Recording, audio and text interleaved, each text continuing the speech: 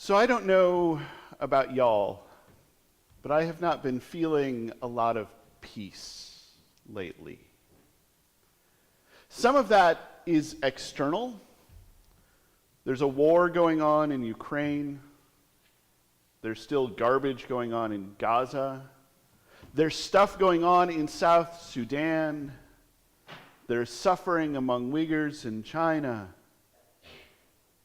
There are ICE agents throwing protesters to the ground, stealing people off the streets, shooting my colleagues in the head with pepper balls.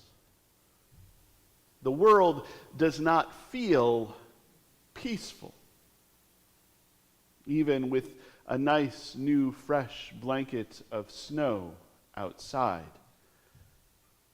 and the joy of the Advent and Christmas seasons all around.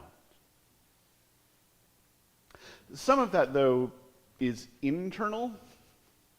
Some of you have experienced some of my less peaceful moments, those times when I get frustrated or irritated or overwhelmed and just can't quite hold it together, even as I am doing my best. There is not peace outside and there is not peace inside. I'm not feeling a lot of peace right now. Some of that too, some of that is small peace. A huge chunk of what I just mentioned is the absence of peace that is the presence of conflict. Those fights between people, between factions, between nations. Those fights between feelings and motivations. Those conflicts outside and inside that if we could just calm them down, if we could just quell them a little bit, if the conflicts would go away, if we could just cover them up, we might find peace. A little peace, a small peace, but peace nonetheless. Some of that too is big peace. I have heard it said that peace is not simply the absence of conflict, but the presence of justice. You can get rid of the conflict.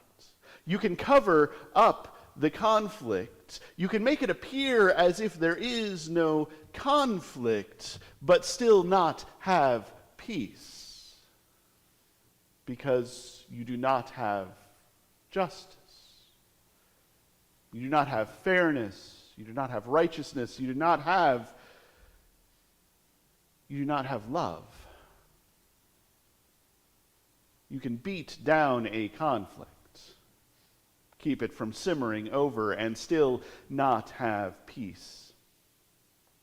So I am enmeshed in this multifaceted lack of peace.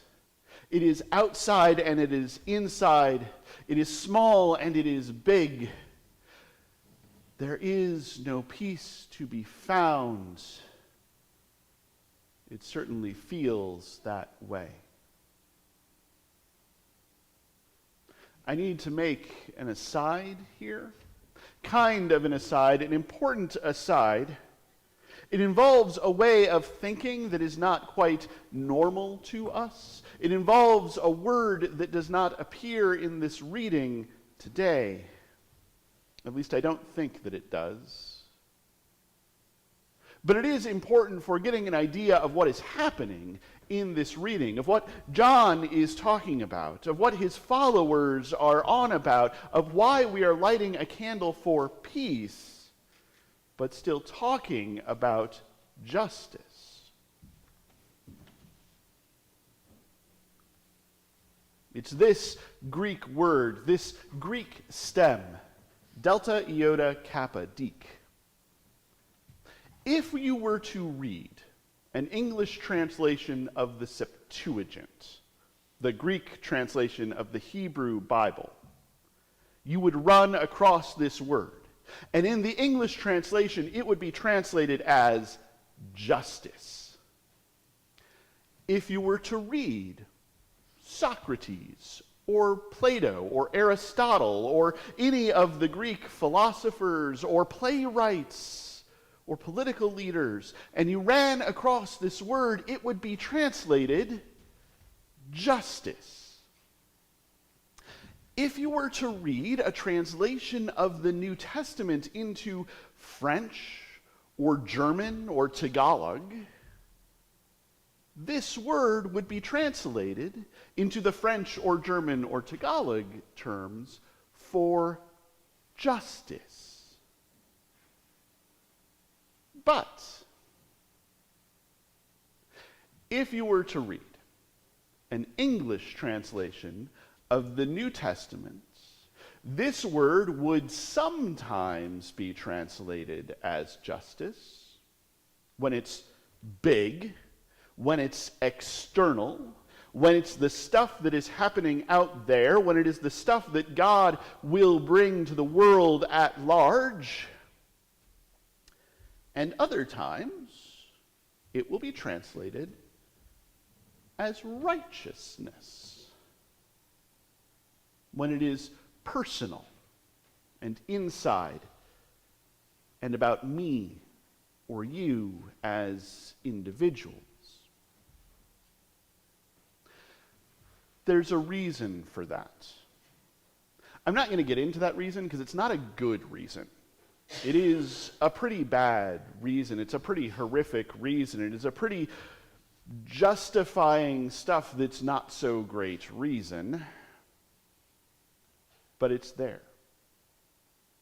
And we often make this distinction between the big outside and the small inside, between the world and the individual. And that distinction, that difference, it's not there. It's not there in Hebrew, it's not there in Greek, it's not there in French or German or Tagalog. We are connected and interdependent. And just like Soylent Green, society is made of people. What we do, what I do, what you do, matters. And so when we talk about peace, when we talk about justice, when we talk about hope or joy or love,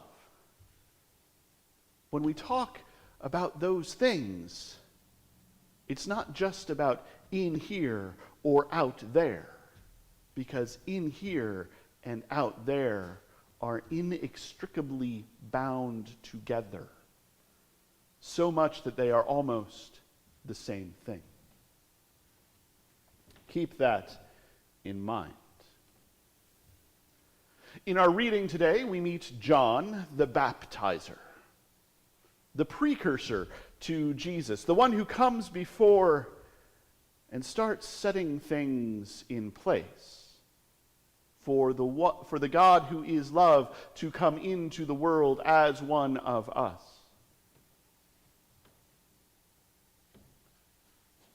And he is preaching in the tradition of prophets. He is preaching that a crooked way will be made straight, that mountains will be brought down, that valleys will be filled in. And I want to be clear that I don't think he's talking about geography. I don't think he's going to mess up the layout of the land. It's nice, after all, to look out and see mountains and hills and valleys and dales and rivers and paths that wind through the woods along with paths that are straight. God made the world a way the geography works. John is talking about us. John is talking about the way that we live together, because I don't know if you have noticed, but there are some folks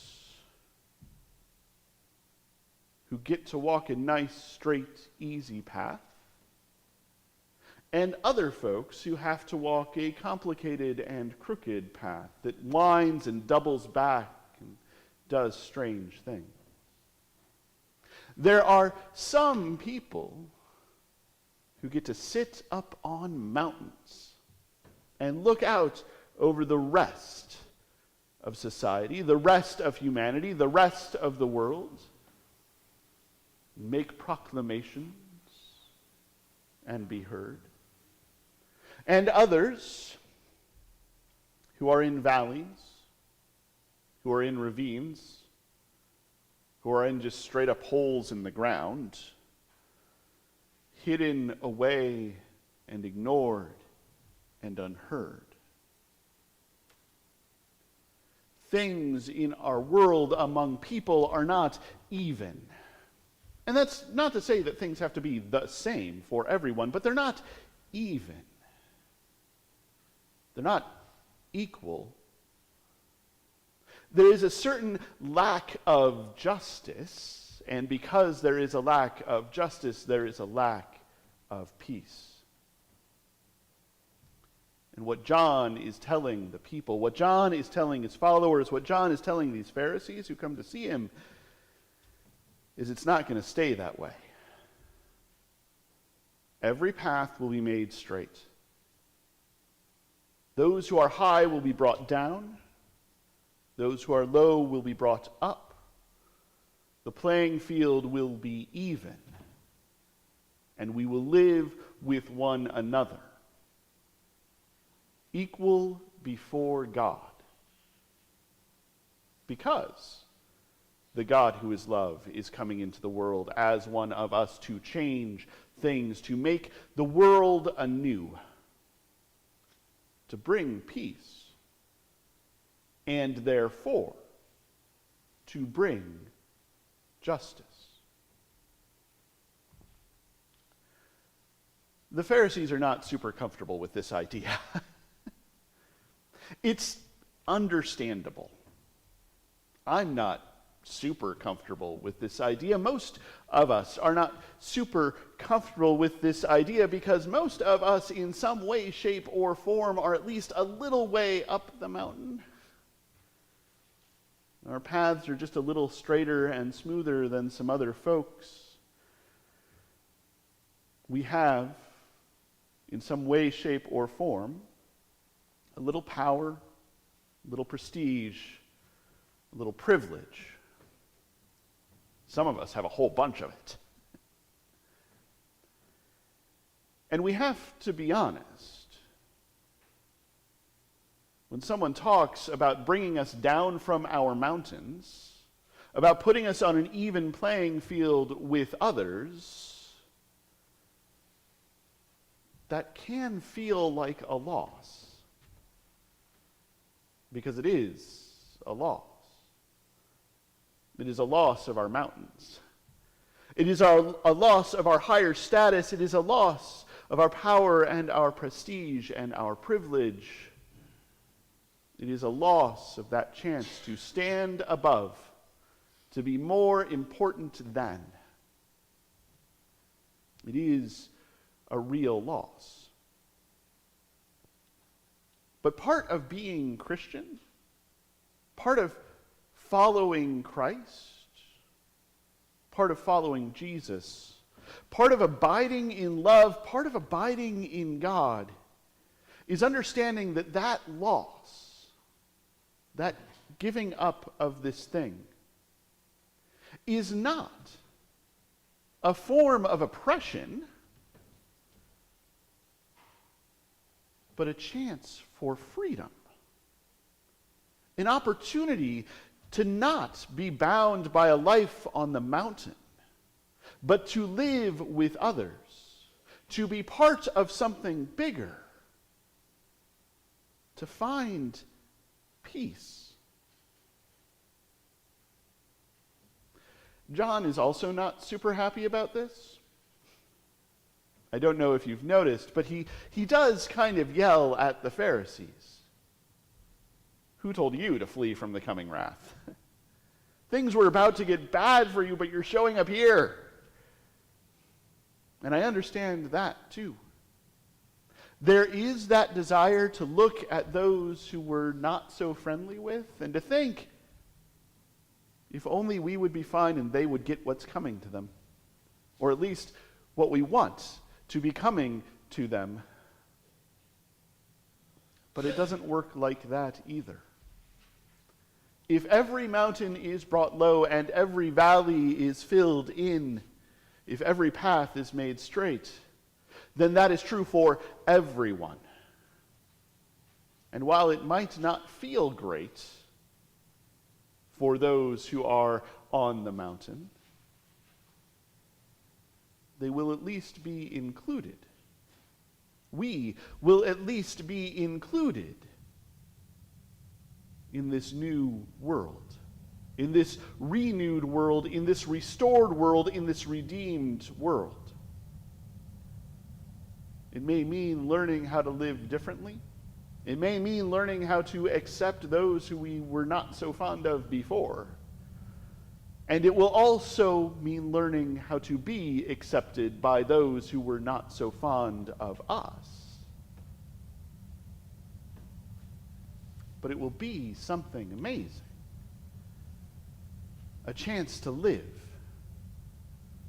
A chance to live again, a chance to live abundantly, a chance to live in a world full of justice,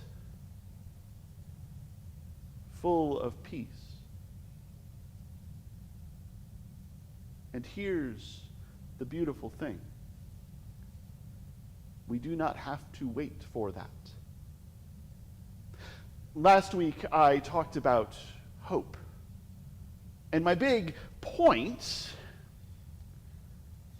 was that having hope means believing that what we do matters. What we do makes a difference. And it can be easy right now to think that it doesn't. It can be easy right now to think that we do not have power. After all, I cannot end a war in Ukraine, or garbage in Gaza, or stuff in South Sudan. I can barely stem my own anxiety. I cannot change the world. But remember what I said earlier about that Greek word, that Greek stem. There is no difference between the inside and the outside. There is no difference between what I do and the big things. There is no difference between the small and the huge. Every act of charity is an act of justice. And it means that there is more justice in the world, which means that there is more peace in the world. Every act of hospitality is an act of justice, and it means that there is more justice in the world, which means that there is more peace in the world. Every act of kindness, every act of love, every little thing that we do, especially those of us who are on mountains, every moment we step down, every moment we lift someone else up, every little thing that we do, I don't quite want to put it this way, but I'm going to, is magic. Every little thing that we do is a little bit of God in the world, is a little bit of love in the world, is adding a little bit of love to the world, is adding a little bit of joy to the world, is adding a little bit of peace to the world, is adding a little bit of hope to the world, is remaking the world. It is Christ around us, among us, and within us. It is the work of Christ coming out of us. So do the small things. Do the little things. The charity, the hospitality, the kindness, the love. Because if we do that enough,